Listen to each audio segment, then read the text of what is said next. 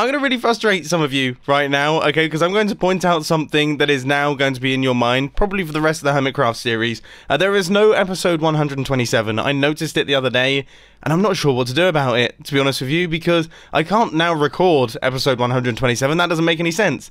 I can't record a second episode 129, because then people will be confused.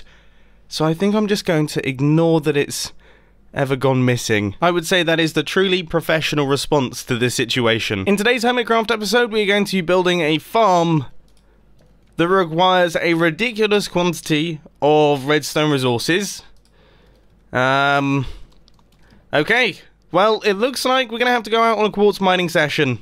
I've not been on a quartz mining session for so long. In fact, it's been so long that I don't actually have any form of Fortune 3 pickaxes anymore, so I guess I just had to spend 36 emeralds getting Fortune 3. Thankfully, I have 4 shulker boxes worth. The only thing that I'm slightly concerned about is that because we've been on this Hermitcraft world for so long, I'm going to have to go thousands of blocks to be able to actually find any quartz. Oh gosh!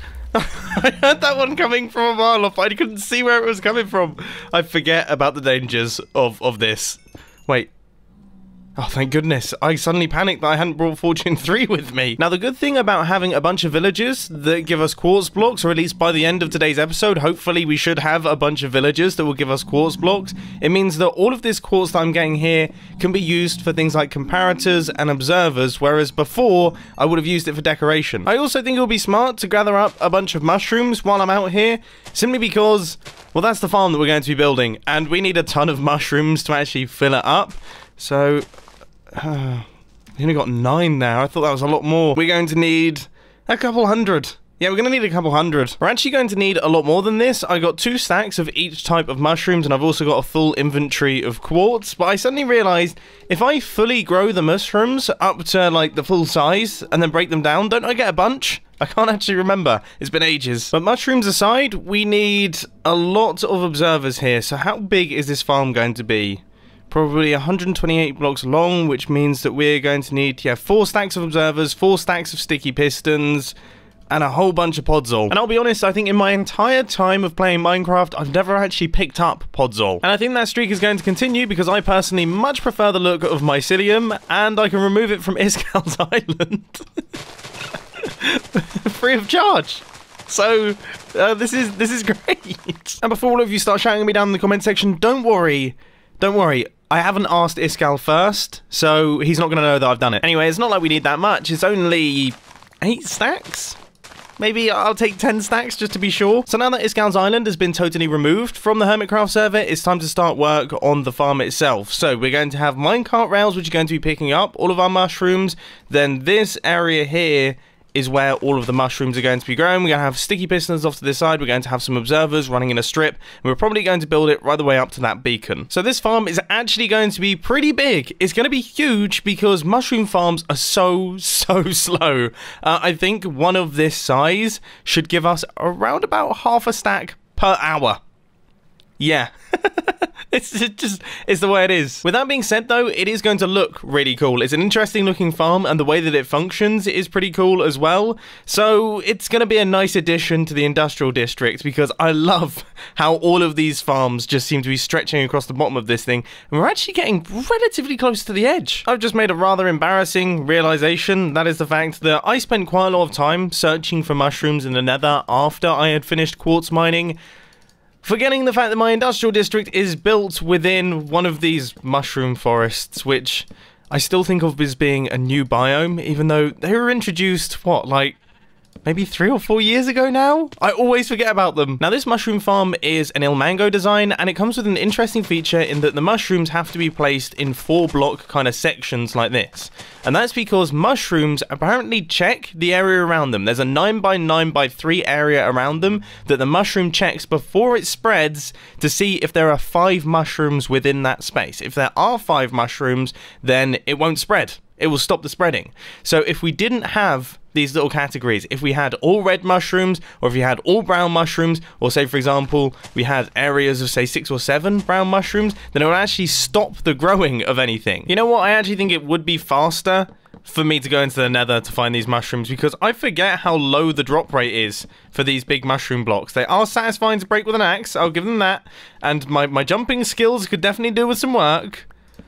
We've only got 26. I've destroyed like 5 of these things. But the good news is this farm is working. We have got mushrooms being produced, and we have got all of the mushrooms in place now. So everything is now ready to go. We just have to get the pistons in place. But first, you may notice we have now got 2 layers of mushrooms, and you might be thinking, what about that checking area, the 9x9x3 space? We have to think it's a 3 high area. So the checking box, for example, if it was this mushroom, would go 4 blocks out in this direction, 4 blocks out in that direction. It would go up to this block right here, so it wouldn't notice these mushrooms, and it would go down to this block right here, so obviously there's no mushrooms down there. So that means that these, they don't interact with one another. They don't even know that they're there, so that means that the spreading is not affected. I've got to say, there is something quite satisfying about crafting up large quantities of redstone resources. Right, that's 3 stacks of pistons. We've almost got our observers. 1 more stack needed. But now that I've got that, and now that all of them are in place, I think we can all agree it looks pretty nuts, doesn't it? So here we have all of the observers and all of the sticky pistons, and if, say, for example, a mushroom grows, you can see the mycelium gets pulled out the way and then pushed back across. The mushroom sits on top of that block right there. And then when the minecart runs underneath, it will pick up all of the mushrooms that are just sat on top of the mycelium. And I think, yeah, if we just fly up here, I mean, it does look...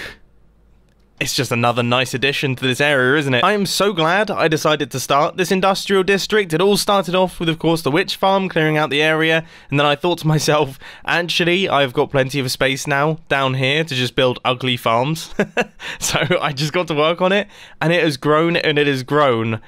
And, I mean, I still feel like there's so much further to go, though, and I still feel like there's so much more we can do here, which has me very excited for the rest of the season. Anyway, items are now being picked up by this small circuit here, and I think I actually need to work on the timings a little bit, because, yeah, that minecart literally just got back, and then the clock is fired again and sent it off, which just seems unnecessary to me. And yes, I am going to totally ignore the fact that I just fell off that platform there, very embarrassingly. So with a few adjustments being made to the clock, and also a few finishing touches being added in, for example, the glowstone, because this thing turned into a mob spawner, and also these slabs up at the top to stop any mushrooms landing on that central column there, this thing is now all completed, and should generate between 16 to 32 mushrooms an hour. Absolutely crazy. Right, now that that's done, let's get out of here. And there's something that I really need to do. And it's over in the gaming district, and I've just realised I've forgotten all my diamonds. Thank goodness for this really annoying cactus here, which breaks my bow every single time. For once, I actually kind of needed that. And you know what? I've had 26 diamond ore just sat in my storage system for a while now. I think it's about time that we actually break it, because I'm starting to run low on my diamond supplies. Ever since paying for Sahara Now membership that I really don't need. That's 100 diamonds I gave up. Oh, I mean, that is actually going to cover the cost of this thing that I've got to do now. Right, let's see where this thing is. I think it is somewhere here. Is this it? New hermit event devised, not decide. Demise. God, I'm struggling with that. Anyway, it starts on the 15th of October, noon GMT. So that's the day after I'm recording this video, but obviously this video is releasing way later because I'm currently in the Philippines. This is part of my strategy, by the way. This is a new game where the goal is simple. Don't die. Pay 50 diamonds, add your name to the list, and then proceed to live as long as you can in Minecraft. There's a catch though, if you die, you lose, but you're not out of the game. If you die, you join the dead team and must change your skin to be monochrome or dead. Your new goal as part of the dead squad is simple. You must help the people who are still alive to not live anymore. However, there is no PvP allowed, so you must think of other ways, traps, to help the alive folk. That sounds right on my street. If anything, I really want to be dead as opposed to being alive. Everything else is up to you. Some final points: this game is dangerous and you may lose your items. You must be okay with this when you sign up. God armor makes this game difficult, so when you sign up, please take some armor from the chest provided. You can enchant them in any way you please. If you die to a bug, the death does not count. Everyone starts alive. The dead may team up if they want to. The alive may team up if they want to. Go about your daily business. You know what? Okay, I know all the rules, alright? Okay, let's get to this. Now, the reason that my situation is so funny is because, as I say, I'm going away to the Philippines for 9 days. I'm not going to be on the server, which means that I'm hoping a decent amount of dying will have actually gone on, and that will actually put me in the running to be the winner of the event, which would be hilarious considering I'm probably one of the silliest people on the Hermitcraft server and most likely to die fast. The only thing I will say is, though, is that the sign-up cost is ridiculous. I mean, Grian, come on, dude. 50 diamonds? I wonder if Grian had to pay his own 50 diamonds. I sure do hope he did. And I genuinely think by the time I actually return from the Philippines, I will have forgot that I'm actually meant to be participating in this game and just die in some ridiculous way. It's guaranteed to happen, isn't it? Anyway, moving on to the next project. And we need a little bit more cyan terracotta. So, I mean, I'm guessing... Oh, my word is back in stock! I mean, I now have a bunch of cyan actually in my inventory, which I might as well get the bargain deal, but still, I am over the moon right now. I'm sure you remember a couple of days ago, I built one of these things. It's fantastic. That one is filled to the brim with farmers, so that allows me to get tons upon tons of emeralds. Well, I want to build another one that allows me to get tons upon tons of quartz, because I use quite a lot of quartz in my builds. It seems like it would be really handy to have. And I complained about this design a tiny bit, saying that it was inefficient due to the fact that sometimes the villagers just stop restocking their trades. I said this before I realized that villagers actually have a time at which they restock their trades. They don't restock all the time. They actually only restock during a certain time of day. And, yeah, I was complaining about it at that time. These actually work brilliantly. They're fantastic. So now that we've cleared up that embarrassing moment, let's get this thing built up. So first things first, obviously we've got the cyan terracotta. That is now all in place. And now I'm in the process of creating this strange kind of skeleton that goes around the outside that actually gives this build its shape. And I've built this too tall, haven't I? You know, I can never build things properly on camera. I always seem to mess it up. Up we go, up we go. This is actually a really simple little thing. Once I came up with the design, it's easy to build. It's just that took me forever to actually think of this idea right here. So this is looking cool. Obviously, there's no lights in it, but I am curious to see how the pair of them look next to one another. Nice, they look awesome. That looks really, really cool. With that important detail done, it's now time to start work on the redstone, and I cannot for the life of me remember how this thing works. I think it pushes up a zombie, and we move slabs out the way. That shouldn't be... Oh, yeah, no, and we've got all that stuff up at the top. But outside of that, it shouldn't be too difficult. Oh, and we've got the carpets. And I need to make a bunch of stone cutters. Okay, so there's a few little jobs to do. But on the actual base redstone front, things are going pretty well. So I've got the bottom pistons in place. You can't see those, but those are holding up these stone slabs here. Now we're getting the quartz slabs in on these pistons. Those will go across. And then I think the redstone is going to run out from this redstone dot, which is going to go here. And that's going to run around the entirety of this build, connecting up all of these pistons. Cool, that's all done too. So now I'm covering everything up, and we've got the carpets in place, and everything is kind of ready and set. All I need to do is grab myself a lever, and I think just put in the points of interest, which I believe are stone cutters for... Are we getting blacksmiths? I can't even think what type of villager are we going to have in here? I really don't know. And I still don't know, to be honest with you. But whatever happens, our redstone is actually functioning. Right, let's try our best to find some form of zombie that we can chuck into this thing. Which is actually easier said than done, because most of my base is lit up. The only part that isn't is that little spot right there. And that tends to produce some mobs every now and again. So, I mean... I'm kind of hoping on that, basically. Come on. Yes, there we go. See? Sometimes it just works. All right, so if I just throw an item down here... Oh, can neither of them pick something up? Pick up my bricks, please. You're holding a shovel. Surely you should be able to pick things up. Is it because his shovel is better than that item? Nice, I've managed to get one. He's holding an end rod. Okay, so now I just need to be smart about this because I need to kill off the other zombies without killing off that guy. Okay, let's use the axe. The axe is always a smart move because that doesn't have that sweeping edge effect.